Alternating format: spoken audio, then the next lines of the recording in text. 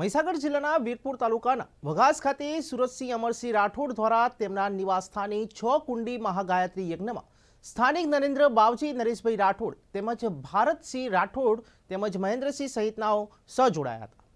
ત્યારે યજ્ઞમાં પૂજા વિધિના અનેરા ઉત્સવનો લાવો મેળવ્યો। ગામના અગ્રણીઓએ ધાર્મિક આયોજનમાં સહભાગી થયા, જેમાં 121 વિધાનસભાના વીરપુર બાલાસિનોરના પૂર્વ ધારાસભ્ય અજીતસિંહ ચૌહાણ, વિક્રમસિંહજી, પ્રકાશ ઠાકોર તથા ખોડિયાર માતાજીના મંદિરના પૂજક પ્રતાપજી મહારાજ, કોંગ્રેસ પાર્ટીના વીરપુર તાલુકાના પ્રમુખ નાથુસિંહ પરમાર, અખિલ ભારતીય પત્રકાર સુરક્ષા સમિતિના મહીસાગર જિલ્લાના પ્રમુખ, ધ ટાઈમ્સ ઓફ મહીસાગર ન્યૂઝના તંત્રી મહેશ ઠાકોર ઉપસ્થિત રહ્યા હતા અને પૂજા અને અર્ચના અને મહાપ્રસાદનો અનેરો લાવો લીધો।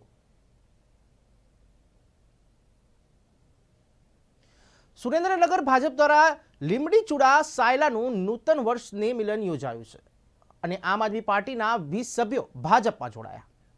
હાલમાં દેશના પ્રધાનમંત્રી દ્વારા વિકાસના કાર્યો કરી રહ્યા છે, જે નરેન્દ્રભાઈ પોતાના દરેક નાનામાં નાના કાર્યકર્તાની મહેનત માને છે।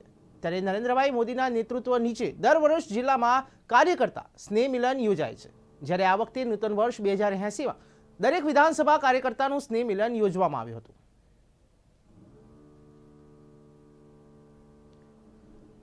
સાબરકાંઠા હિંમતનગર શામળાજી નેશનલ હાઈવે ઉપર એક ગમખ્વાર અકસ્માત સર્જાયો છે। હિંમતનગરના કેસરપુરા પાસે આ અકસ્માત સર્જાયો છે।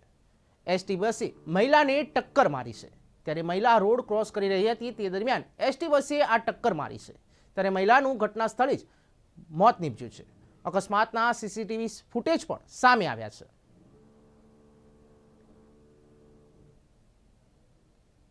બનાસકાંઠા કાંકરેજની સિહોરી પેટા તિજોરી કચેરી બંધ કરાઈ છે।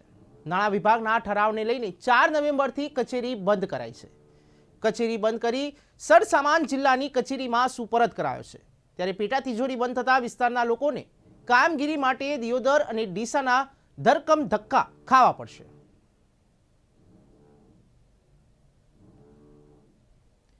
છોટાઉદેપુર તાલુકાના ખજુરિયા ગામે ગેસ સિલિન્ડર ફાટતા દોડધામ મચી અને આગની ઘટનામાં નાસ્તાની દુકાન બળીને ખાખ થઈ ગઈ છે।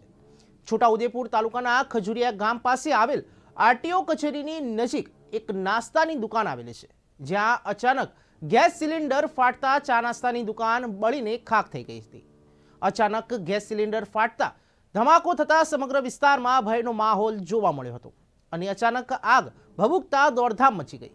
સદર ઘટના બાબતે ફાયર વિભાગની ટીમ ઘટના સ્થળે પહોંચી ગઈ હતી અને આગને કાબૂમાં લેવામાં આવી હતી।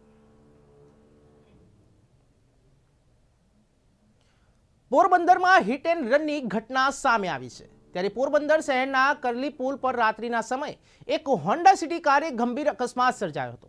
આ અકસ્માતમાં 3 જેટલા વાહન ચાલકોને અડફેટે લેતા કુલ 5 જેટલા વ્યક્તિઓએ ઈજાગ્રસ્ત થયા છે, જે પૈકી કારે મોટરસાયકલોને ટક્કર મારતા 2 લોકો પુલની નીચે પાણીમાં ગરકાવ થઈ ગયા હતા।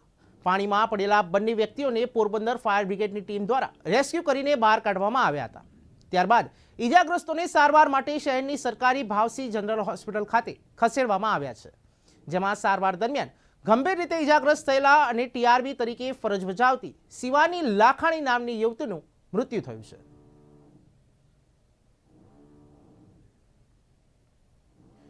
બનાસકાંઠાના કાંકરેજ વિધાનસભાના ધારાસભ્ય અમૃતજી ઠાકોરના નિવાસસ્થાને કોંગ્રેસનો સ્નેહ મિલન સમારોહ યોજાયો છે। અમૃતજી ઠાકોર દ્વારા લોકોને નવા વર્ષ નિમિત્તે શુભેચ્છા સંદેશ પાઠવવામાં આવ્યો હતો।